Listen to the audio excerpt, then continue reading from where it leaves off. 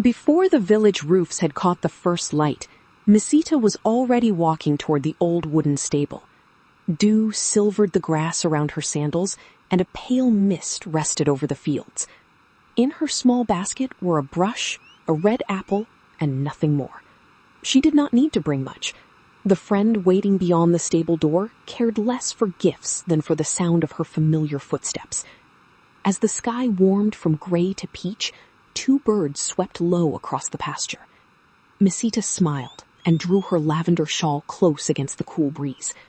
Every morning had its own quiet promise, but this one felt especially gentle, as if the whole world were holding its breath for a meeting between 2 old friends.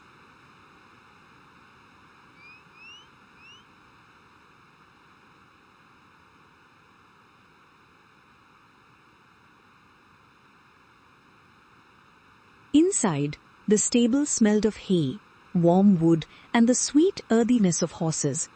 Sunlight slipped between the boards in long golden ribbons.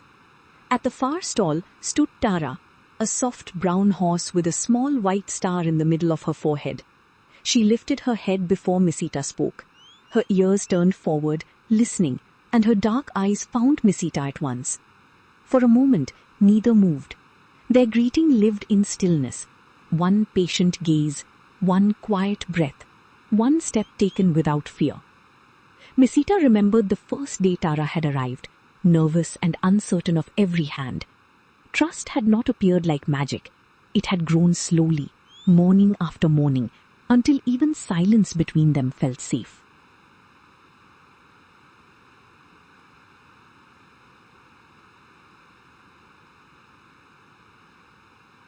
Misita stopped a few paces away and held out her empty palm.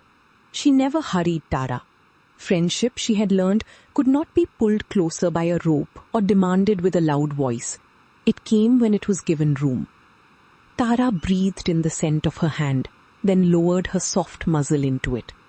Warm breath brushed Misita's skin. She laughed under her breath, and the horse answered with a low, contented sound. Outside, the birds began their morning calls. Inside, dust floated through the sunbeams like tiny golden stars. Misita touched the white mark on Tara's forehead with one careful finger. "Good morning, my brave one," she whispered. Tara blinked slowly, as though the words had settled somewhere deep and peaceful.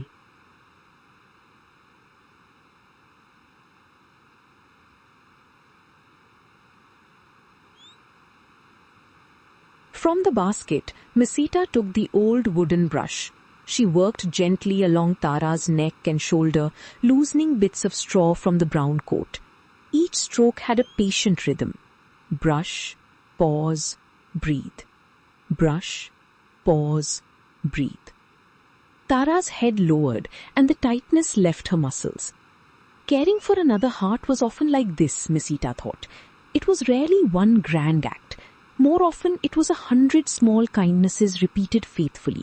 Fresh water, a clean stall, a calm voice, a hand that knew when to touch and when to wait. The rising sun brightened the stable, turning the hay to amber. Misita hummed a little tune without words, and Tara's ears followed every note.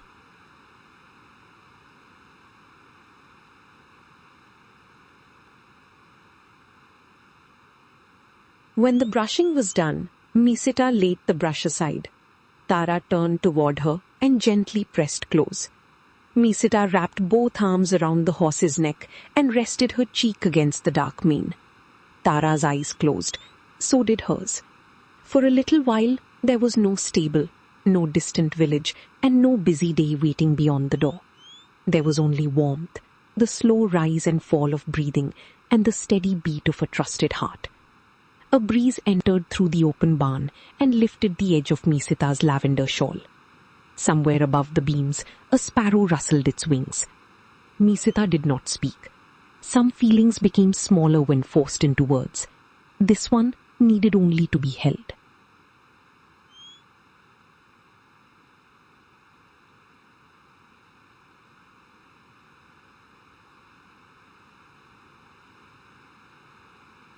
Together, they stepped through the open door.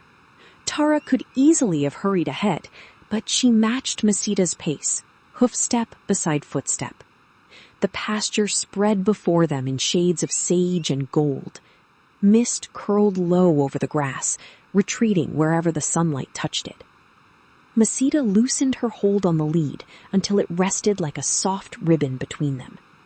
The stable behind grew small, and the morning opened wide. They passed the old fence, the water trough, and a patch of tiny cream-colored flowers. Tara paused to smell them, making Misita laugh. In that brightening field, companionship felt wonderfully simple. Walk beside me. Notice what I notice. Stay near, not because you must, but because you choose to.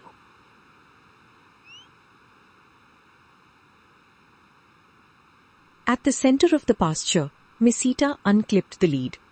Tara stood free, her mane moving in the breeze. She could go anywhere within the wide green field, yet for several breaths she remained beside Misita. Then they began to walk again, with nothing joining them but trust. Misita told Tara small things, how the rain had tapped on her window in the night, how the jasmine plant had opened one new flower, how she sometimes worried about days she could not yet see. Tara listened without judgment, steady and warm at her shoulder. Perhaps that was why Misita shared her thoughts so freely. A true friend did not always need an answer. Sometimes a true friend simply made the road feel less lonely.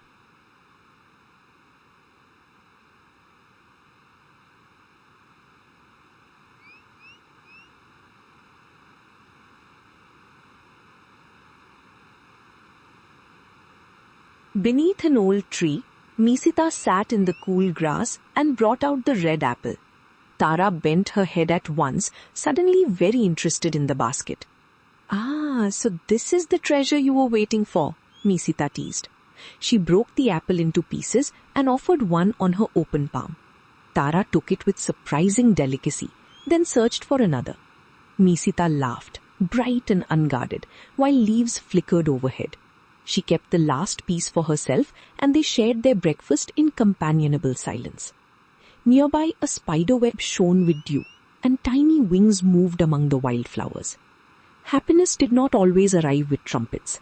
Sometimes it came as an apple divided between friends beneath a waking sky.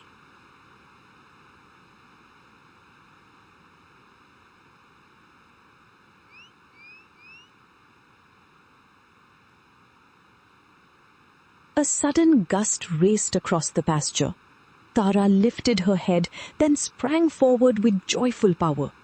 She ran in a wide circle, mane and tail streaming, hooves drumming softly over the earth. Misita watched without calling her back. This freedom was part of their friendship too.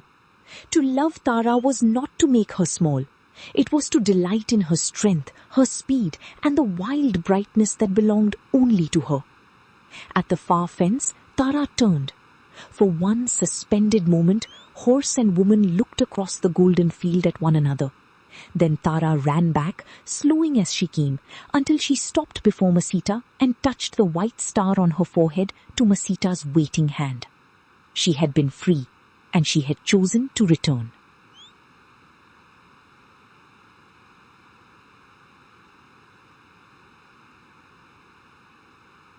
By the time they reached the stable, the sun had climbed above the mist. The wooden walls glowed honey gold, and the morning birds settled along the roof. At the doorway, Misita turned to Tara. She placed one hand against the brown cheek and rested her forehead beneath the horse's white star. Both closed their eyes.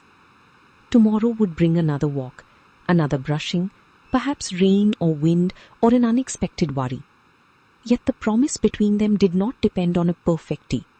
It lived in the care they practiced, the patience they offered, and the freedom they protected for each other. Misita had once thought home was only a place. Tara had taught her otherwise. Sometimes home was a presence beside you, a trusted breath, and a gentle heart that always knew your footsteps.